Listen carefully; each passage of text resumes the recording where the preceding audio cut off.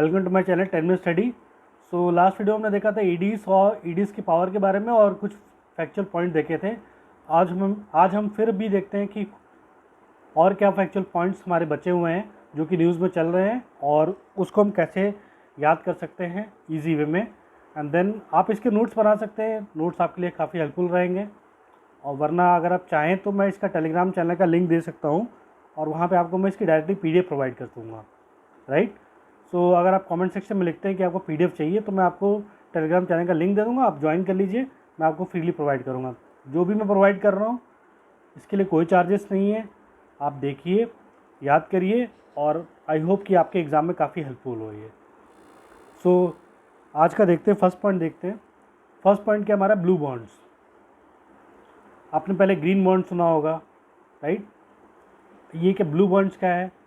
तो green bond जैसे आपने सुना होगा कि रिन्यूएबल इंफ्रास्ट्रक्चर के लिए या फिर ग्रीन एनर्जी में इन्वेस्ट करने के लिए, वैसे ब्लू बॉन्ड का क्या है, ये सेबी ने प्रपोज किया है। सेबी क्या है? Security and exchange board of India, 1992 में फॉर्म हुआ। बेसिकली सेबी का काम क्या है? टू रेगुलेट द मार्केट, ठीक है।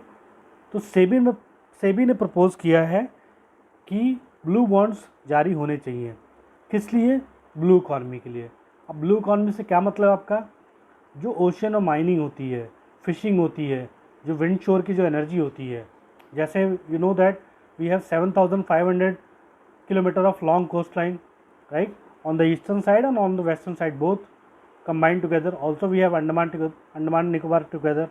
जो 7,500 किलोमीटर है इसमें अंडमान एंड निकोबार इंक्लूडेड है। सो आपने देखा होगा तमिलनाडु, गुजरात, यहाँ पे क्या टाइडल एनर्जी और विंड शोर एनर्जी काफ़ी यहाँ पे काफ़ी ज़्यादा मतलब मात्रा में यहाँ पे एनर्जी प्रोड्यूस करते हैं। ऑल्सो आपने देखा होगा कि उड़ीसा में, आंध्र प्रदेश में, वेस्ट बंगाल में and to some extend in Kerala fishing काफ़ी होती है। और ओशन माइनिंग का क्या होता है कि जो सी के जो आपके मिनरल्स होते हैं, राइट, उनका एक्सप्लोरेशन करना within the limits of our exclusive economic zone. जो इंडिया का एक्सक्लूसिव इकोनॉमिक जोन है उसके अंदर ये माइनिंग करना। तो बेसिकली ब्लू बॉन्ड जारी करने का मतलब ये हुआ कि बॉन्ड जारी करने के बाद आप कुछ पैसा मार्केट से उठाएंगे और वो मार्केट से पैसा उठा के आप क्या करेंगे, उसका यूज़ करेंगे to improve the infrastructure in wind shore energy, fishing infrastructure और ओशन माइनिंग के इंफ्रास्ट्रक्चर में, राइट। तो बेसिकली ब्लू बॉन्ड्स ये होते हैं। Now second thing is para banking. What is this para banking? That is non traditional banking activities which are being done by banks apart from its normal day to day activities. So normal day to day activities में क्या क्या होता है? Banking operation में होता है आपको fund transfer करना है, लोन की रिक्वायरमेंट है, क्रेडिट लेंडिंग फैसिलिटी वगैरह, कोई भी स्कीम चल रही है उसके रिगार्डिंग पैसा आ रहा है। बैंकिंग का ये डिफरेंट काम है। बट यहाँ पे क्या, पैरा बैंकिंग में क्या, नॉन ट्रेडिशनल बैंकिंग एक्टिविटीज़। अब नॉन ट्रेडिशनल बैंकिंग एक्टिविटी में क्या क्या है आपका? है asset management, then factoring services, then venture capital, then equity participation.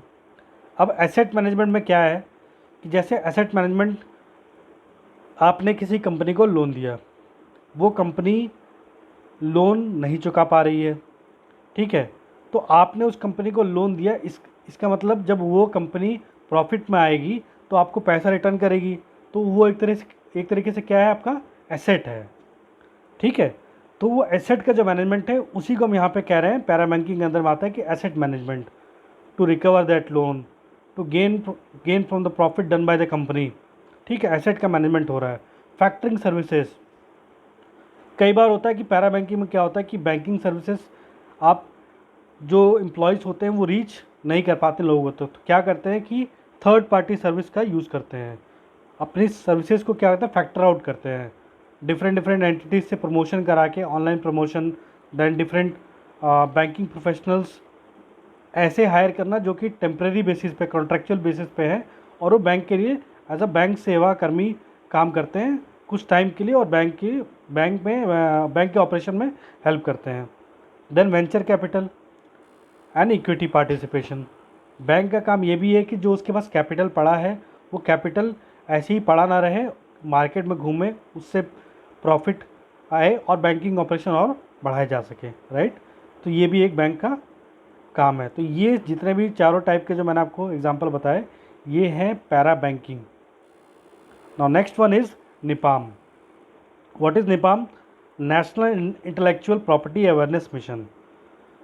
ये मिशन किसके कौन से मिनिस्ट्री द्वारा चलाया जा रहा है? That is program, it is a program of ministry of commerce and industry. Now intellectual property के बारे में आप जानते हैं, बहुत सारी चीज़ें हैं। वर्ल्ड इंटेलेक्चुअल प्रॉपर्टी ऑर्गेनाइजेशन है, इंडिया का भी अपना एक आईपी राइट्स है। इसमें करना क्या है? इंटेलेक्चुअल प्रॉपर्टी का मतलब ये है कि सपोज़ मैंने किसी प्रोडक्ट को बनाया और वो प्रोडक्ट यूनिक है, उसका प्रोसेस यूनिक है। अगर कोई पुराना है तो उसका नया प्रोसेस होना चाहिए, तब वो यूनिक हो सकता है। या कोई नया प्रोडक्ट मैंने बनाया है तो उसका मुझे क्या करना है, वो मेरी इंटेलेक्चुअल प्रॉपर्टी है, राइट। उस प्रॉपर्टी का मेरे से पूछे बिना कोई इस्तेमाल नहीं कर सकता। इस चीज़ को लेके हमें प्रमोट करना है। Now the next point is lumpy skin disease. What is lumpy skin disease? It is definitely seen in cattle and water buffaloes. अब ये जो लंपी स्किन डिजीज़ है basically it's a virus, it is cause by a virus. And उस virus का नाम क्या है? Capri pox virus. होता क्या इसमें, ये कैटल और बफेलोस को इन्फेक्ट करती है। सो इससे उनके प्रोडक्शन, मिल्क प्रोडक्शन में काफ़ी असर देखने को मिलता है, राइट। और उनकी लाइफ जो होती है वो भी कम हो जाती है। नेक्स्ट पॉइंट देख लेते हैं, उदार शक्ति। उदार शक्ति क्या है? It's a bilateral exercise between India and Malaysia. So this name has come very this name is very new and it has not been use before, you can check, but उदार शक्ति you have never seen this kind of name, so it's very important. so India और Malaysia के बीच में एक bilateral exercise है जो कि आपके एग्ज़ाम में पूछा जा सकता है। और एक चीज़ हम देख लेते हैं कि रिसेंट करंट में कोई हिस्टोरिकल फैक्ट है जो कि न्यूज़ में है, तो वो हम देख लेते हैं। रिसेंटली एक चुवार अपराइजिंग के बारे में हिस्टोरिकल फैक्ट से लेके आज डिबेट चली थी टीवी चैनल्स पे और न्यूज़ में भी था काफ़ी। और सेकंड था संबलपुर रिवोल्ट, इसके बारे में काफ़ी चर्चा में था। तो चुवार अपराइजिंग देख लेते हैं। बेसिकली हुआ क्या था? It's a peasant rebellion. Peasant मतलब किसानों द्वारा रेबिलियन किया गया था झारखंड में, जो कि ऐसा नहीं कि किसी एक पर्टिकुलर ईयर में था। ये 1771 से चलता रहा और 1809 में जाके ख़त्म हुआ। Next one is Sambalpur revolt. Same, ये भी कोई एक टाइम पीरियड के लिए नहीं था, ये 1827 से लेकर 1862 तक चला था ये। और आपका इसमें हुआ क्या था इसमें कि रिवोल्ट हुआ था। एक महाराजा शाही थे, तो उनके डेथ के बाद क्या होता है, बेसिकली आप टाइम पीरियड देखें तो लॉर्ड डलहौजी का समय आ जाता है। और लॉर्ड डलहौजी के समय क्या होता है? Doctoring of lapse. इसका मतलब आपका एक ट्रू हेयर होना चाहिए। तो महाराजा शाही का कोई जो है ट्रू हेयर नहीं था और उनके थ्रोन सक्सेशन को लेके ही यहाँ पे रिवोल्ट हुआ था। तो ये इंपॉर्टेंट हो जाता है। तो आप देख सकते हैं हिस्टोरिकल फैक्ट्स है, इंपॉर्टेंट है हिस्ट्री पॉइंट ऑफ व्यू से, जो कि करंट में था और क्वेश्चन आने के चांसेस बढ़ जाते हैं। और फाइनली मैं आपको मेंस का क्वेश्चन देता हूँ एक, जिसे आपको 8 मार्क्स का है क्वेश्चन है ये, और 125 वर्ड्स में लिखना है। खासकर यूपी पीसीएस वाले ध्यान दें, जो यूपी पीसीएस की तैयारी कर रहे हैं।